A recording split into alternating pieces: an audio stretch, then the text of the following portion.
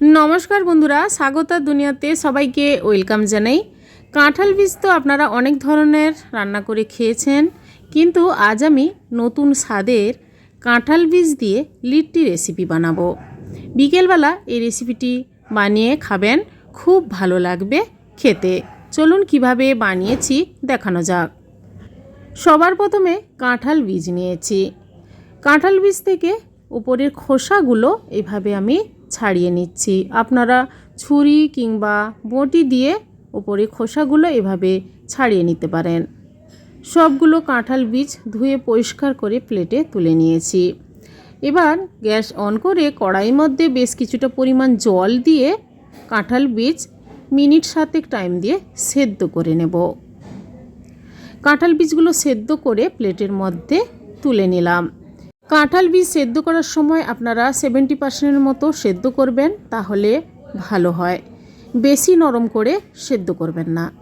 এবার gas on করে কড়াইয়ের মধ্যে 1 টেবিল স্পুন রিফাইন তেল দিয়ে প্রথমে কড়াইটা গরম করে নিয়ে সেদ্ধ করে রাখা কাঁঠাল বীজটি মিনিট 5 টাইম দিয়ে গ্যাসের ফ্লেমটা হাই টু মিডিয়াম রেখে ভেজে নেব। কাঁঠাল বীজগুলো ভাজা হয়ে গেছে। এবার প্লেটের মধ্যে রেখে কিছুক্ষণ ঠান্ডা করে নেব। এবার ময়দার একটা ডো তৈরি করে নেব। 1 বাটি ময়দার সঙ্গে আমি দিয়ে দিচ্ছি সামান্য পরিমাণ লবণ আর দেব 2 টেবিল স্পুন রিফাইন তেল। ময়দার মোয়ানটা দেওয়ার জন্য আমি রিফাইন তেল দিয়েছি, আপনারা এখানে ঘি দিতে পারেন। এবার ভালোভাবে ময়দার সঙ্গে মিশিয়ে নেব। মিশিয়ে নেওয়ার পর দেখবেন যে ময়দা হাতের মধ্যে জড়ো করলে এক জায়গায় জড়ো হয়ে যাচ্ছে, তাহলে বুঝবেন যে মোয়ানটা ময়দার সঙ্গে ভালোভাবে মিশে গেছে। এবার অল্প অল্প করে জল দিয়ে ময়দার ডোটা তৈরি করে নেব। আমি এখানে ময়দা দিয়ে লিট্টি বানাচ্ছি, আপনারা আটা দিয়েও সেম প্রসেসে লিট্টি বানাতে পারেন। ময়দার ডোটা তৈরি করে নেওয়ার পর ওপর থেকে 1 টেবিল স্পুন রিফাইন তেল মাখিয়ে ঢাকা দিয়ে মিনিট 10 রেখে দেব। এবার কাঁঠাল বীজগুলো ঠান্ডা হয়ে গেছে, মিক্সিতে দিয়ে আমি গুঁড়ো করে নেব।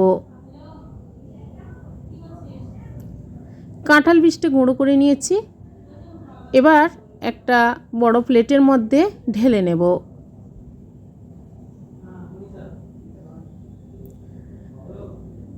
এরপর আমি কিছু মশলা দিয়ে দিব।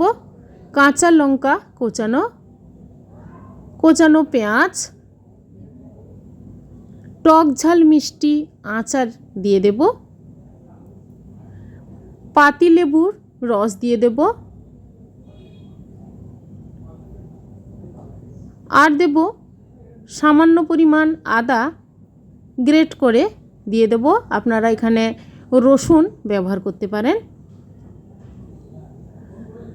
বিট লবণ আর দেব সাদা লবণ। চাট মশলা 1/2 টেবিল স্পুন দিয়ে সবার লাস্টে 1 টেবিল স্পুন সর্ষে তেল দিয়ে ভালোভাবে সমস্ত মশলা কাঁঠাল বীজের সঙ্গে মাখিয়ে নেব। লিট্টি বানানোর জন্য পুরটা কিন্তু এভাবে আমি তৈরি করে নিলাম। আগে আমি লিট্টি বানিয়েছিলাম ছোলার ছাতু দিয়ে লিট্টি, রেসিপি ডেসক্রিপশানে লিঙ্ক দিয়েছি, আপনারা দেখে নেবেন। এবার লিট্টি তৈরি করে নেওয়ার জন্য ময়দা মাখানোর ডোটা আমি 10 মিনিট রেখেছিলাম। এবার ছোট ছোট করে লেচি করে নেব। বেশি ছোটও নয় আর বেশি বড় করেও নয়, করে লেচিগুলো করে নিচ্ছি। এবার একটা একটা করে লেচি হাতের মধ্যে গোল শেপ করে যেভাবে আমরা পুলি পিঠে বানাই খোলের আকারে করে নেব। তারপর ভেতরে কাঁঠাল বীজের পুরটা দিয়ে দেব। এইভাবে পুর দিয়ে সব দিক থেকে গোল করে মুড়ে নেব। এইভাবে মুড়ে নেওয়ার পর হাতে গোল করে লিট্টির আকারে শেপে গড়ে নেব। এইভাবে তৈরি করে নেব সবগুলো লিট্টি। আমি খোলের মতো করে শেপ করে ভেতরে পুর দিয়ে বানাচ্ছি, আপনারা অল্প অল্প করে ময়দার গুঁড়ি ছড়িয়ে বেলে নিয়ে ভেতরে পুরটা দিয়ে এভাবে গোল শেপও করে নিতে পারেন।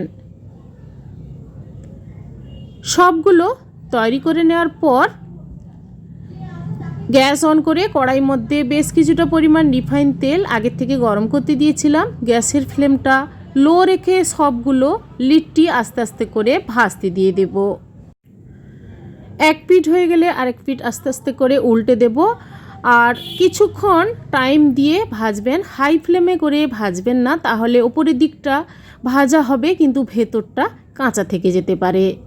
তাই কিছুক্ষণ টাইম দিয়ে আস্তে আস্তে করে দেখবেন কালারটা চেঞ্জ হয়ে আসছে, তাহলে বুঝবেন যে লিট্টিগুলো ভাজা হয়ে গেছে। এবার কড়াই থেকে তুলে নেব। এইভাবে সবগুলো লিট্টি ভেজে প্লেটের মধ্যে সার্ভ করে নিচ্ছি। বন্ধুরা, এভাবে লিট্টি বাড়িতে একবার বানিয়ে ট্রাই করে দেখুন, খুব ভালো লাগবে খেতে। টমেটো সস দিয়ে সার্ভ করে নিচ্ছি। বন্ধুরা, আজকের এই কাঁঠাল বিচি দিয়ে লিট্টি রেসিপি আপনাদের কেমন লেগেছে কমেন্ট করে অবশ্যই জানাবেন, লাইক করবেন, আর আমার চ্যানেলটি বন্ধুরা সাবস্ক্রাইব করে নেবেন। একটা লিট্টি আপনাদের কেটে দেখাচ্ছি কত সুন্দরভাবে ভিতরে স্টাফিংটা তৈরি হয়েছে আর খুবই মুচমুচে হয়েছে। তাহলে বন্ধুরা এভাবে বাড়িতে বানিয়ে ফেলুন, আর অবশ্যই পাশে থাকা বেল আইকন প্রেস করবেন। আমার চ্যানেলে যখন কোনো নতুন রেসিপি দেব আপনাদের কাছে নোটিফিকেশান খুব সহজে পৌঁছে যাবে। আজই পর্যন্ত, আবার হাজির হব যে কোনো সময় নতুন কোনো রেসিপি নিয়ে। সবাই ভালো থাকুন, সুস্থ থাকুন, ধন্যবাদ।